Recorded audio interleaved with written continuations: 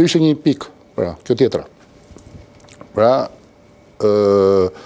hapja e dyerve të Partisë Socialiste për antarësi të re, një kontakt shumë intensiv me antarët e Partisë Socialiste, analiza situatave të ndryshme. Unë jam deputet në qarkun e Kuksit, ku kam Kuksin, Hasin dhe Tropojën. Ne gjaj kemi filluar, po... Kuksjani? Jo, nuk jam Kuksjan. A vërë që më për është deputet i qarkut Kuksit. Ta shpjegojmë, po do mbësh edhe po. Japi shpjegim, vetëm të lutem nga që shifëm për herë të parë në zotërin do mbësh i prezantim që se njof fote po. Si? Po, Albatros Rera shkrimtar, autor, njoh shumë i mirë i çështjeve të vendit. Ju lutem. Po. Shkrimtar thatë. Po njihni ju zotin Rexha? Jo, nuk kemi qelluar për herë parë për të shihur me ta. Është herë parë, të di me informuar për panelin besoj. Si? Jeni informuar besoj për panelin ton. Jo, pra s'jam informuar me tash edhe nuk ka pse të reagoni kështu që se bëri pyetje mos e normale, është herë pa unë televizor nuk shoh, debatën nuk ndjek. Po duhet të ndiqni. Zotrin i njoh, duhet t'i bëj gjë tjetër tash, po kam prioritete, kam tjera gjëra të rëndësishme për të bërë. Dakor, po zotrin i njoh. Bëra një pyetje tash ka 10 minuta. Deputeti në zonë që nuk je, nuk mund të jesh kryetar bashkie në një bashki që ti nuk jeton. Domthon kjo është fenomen kronik në politikën shqiptare, nuk duhet të jetë ashtu. Pyeta dhe në Partia Socialiste do të bja nisë para këtë reformë. Pyeta për ta ditur, edhe për të dhënë një përgjigje. Sepse do t'i them Albatrosit, Albatros, po. Do t'i them Albatrosit që kur unë kam qenë në kryetari i Bashkisë Tiranës, mëtej vijuar një tur intensiv në Shqipëri, atëso kohë në opozit. Dialog me Shqipërinë ka qenë? Kanë qenë disa ture. Njëri ka qenë dialog me Shqipërinë. Dhe kur shkoja në Kukës, Albatros, kur shkoja në Korç, kur shkoja në Berat, kur shkoja në Gjirokastër, kur shkoja në Vlorë, kur shkoja në Shkodër, thonin, hajdeni, bëni për qytetet tona 50% asaj që keni bërë për Tiranën. Shumë. Një. E dyta, që ta dish. Detyre keni, nuk ka kur gjë të jashtëzakonshme aty. Që ta dish, jo pra se the nuk mund të jetë në mënyrë kategorike. Kjo është problem kronik që ka parti. Opinioni yt pra, Jo, nuk mund të jesh, nuk mund të përfaqësosh një zonë që ti s'lidh kur gjë. Kjo është problem esencial i demokracisë. Unë nuk heshtin këto gjëra. Jo, ti bën mirë që flet, po pranë pyeta për kredencialet për të ditë çfarë eksperiencë ke. Tiranë është kryetar bashkia atje në kufi me Greqinë. Tani, ta shpjegoj pak. Sepse ndoshta do acarohet më shumë, po të mësoj që kam qenë deputet në Pogradec, ose për shembull kam qenë deputet edhe në Berat. Ishin Pogradec se kush e hapur edhe kjo rruga Librani. Dhe do t'i tregoj Albatrosit disa vëndali deputet, se nuk është qëllim vetvete që deputetit tjetë, po mirë do t'ishte nga zonë. Ka dhe një të drejtë, zoti Rexha Jaman, edhe deputetet të cilët bëjnë një mandat dhe nuk mbajnë më përgjegjësi pastaj për qytetin ku janë deputet. Po e them pra, e mira... Ka drejtë zoti Rexha në fik. Ai do të pa zyren atje. E mira do t'ishte, unë kam zyren atje. Në Amerikë që e ka zyren, që jeton me ta, e don hallin e tyre. Unë e kam zyren atje. Po duhet i them që nuk është qëllim vetvete të qenit nga një zonë, sepse është provuar këto vite që mund mos jesh nga zona, po mund t'jesh bërë shumë tepër nga ato që janë nga zona. Po shko jeto atëherë atë. Unë isha po jetoj atje. Jetoj atje. Sepse ke deputet nga zona, që kanë kohë që se kanë pa zonë të tyre elektorale. Janë në origjinë nga Kuksi, janë në origjinë nga Tropoja. Por, ta le më njante. Unë Tirana me përfaqësu këtë Shqipërinë. Ta le më njante gjë, nuk është ky problemi. Po, e vërtetë është që duhet jetë nga zona. Dakord? Mirë, zoti Shali është drejtues politik, ka një specifik tjetër në këtë. Unë kam vite, kam një eksperiencë gjatë. Ka specifik në drejtues politik. Pra, është shumë rëndësishme në këtë fazë që të intensifikojmë kontaktet me antarësinë tonë, jo vetëm me antarësinë tonë, por dalin për teja ndërsisë, edhe për të vijuar një proces që është bërë her pas here i rifreskimit të strukturave. Kemi shumë nevojë edhe për fytyra të reja, edhe për ide të reja, cilat nuk mund të bëhen nëse nuk hapen dyert. Pastaj ka qenë edhe pjesë e diskutimit rregulloria e kuvendit. Nuk e di Ku keni ullur numrin e minutave që do të flasin ministrat?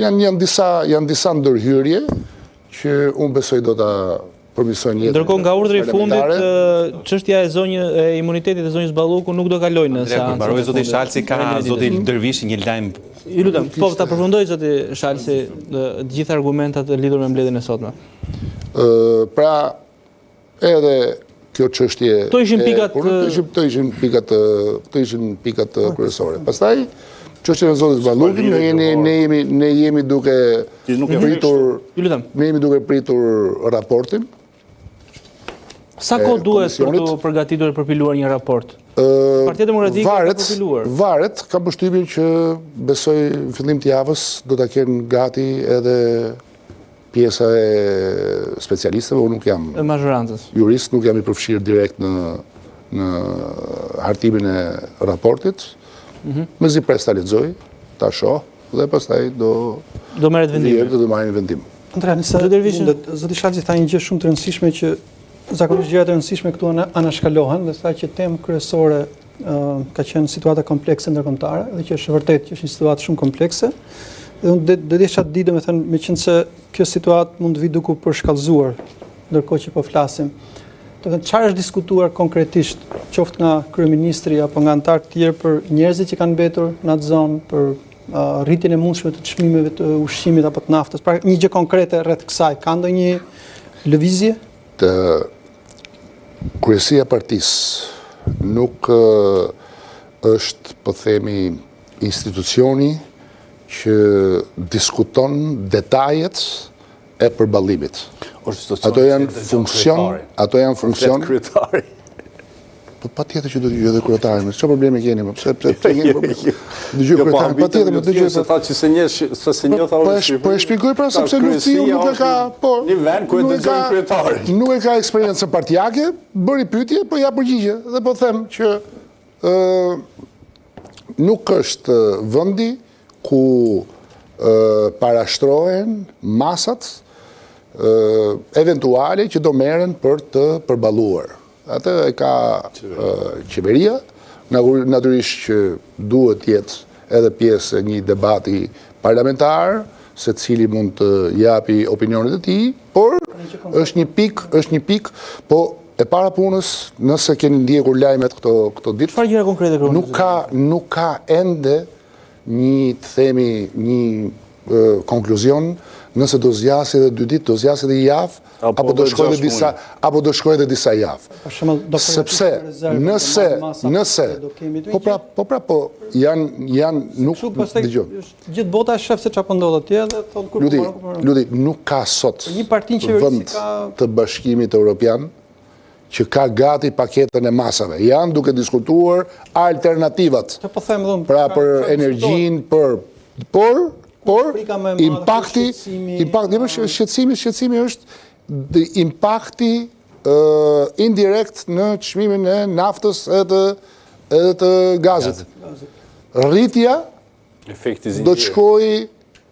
do rrisi inflacionin. Rritja e inflacionit do t'japi rritjen e çmimeve. Do tulet fuqia blerëse. Si frenohet kjo? Do shkojë drejt një... Prandaj këto skenare kanë disa komponent. Për shembull, ka qeveri që mendojnë të shtojnë borxhin publik për të kompensuar. Ka të tjera që shpenzojnë shkurtimet apo shkurtojnë po themi portofolet sociale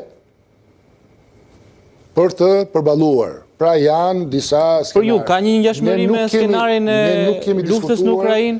Ne nuk kemi diskutuar. Tani, në vitin 2021-2022, të gjithë vendet e Europës, nuk mund bënde përjashtim as Shqipëria, vuajtën pasojat e prishje së zinxhirëve të furnizimit. Mos riktheta i bordi i famshëm i naftës, se nuk është se ishte ndonjë histori e madhe suksese për qytetarët, besoj. Po pse për shembull nuk? Po si ishte histori? Kështu do kalojnë në bord racioneve se xhepat e mi pati efekt, po nuk e dinin në xhepat e tjerë. Ishte sukses mos suksesi. Ideja është po ti pyesësh njerëzit çfarë ndodhi, sa ishte çmimi, sa u ruajt, çfarë efekte shpati, thonë po këtë se di unë, po kam një perceptim përgjithshëm që nuk pati Po komshin tanë, vendet komshie paguanin shumë pak për naftën në ato periudha, vazhdojnë të paguajnë, por veçanërisht në atë periudhë. Pra, ajo që duhet të them është që 2022-shi disrupti, prishi komplet zinxhirin e furnizimeve. Uroj që mos përsëritet, sepse sot madje Europa ka një sfidë shumë të madhe edhe para luftës Iranit, që ka të bëjë me sigurinë energjetike. Pra, ju e dini, sot ishte sekretari i përgjithshëm i energjisë, ishte në Azerbajxhan, sepse është bllokuar një po themi kanal furnizimi. Pra, por ama ne duhet të jemi shumë të vetëdijshëm për pasojat të cilat kjo luftë mund të sjellë për Shqipërinë.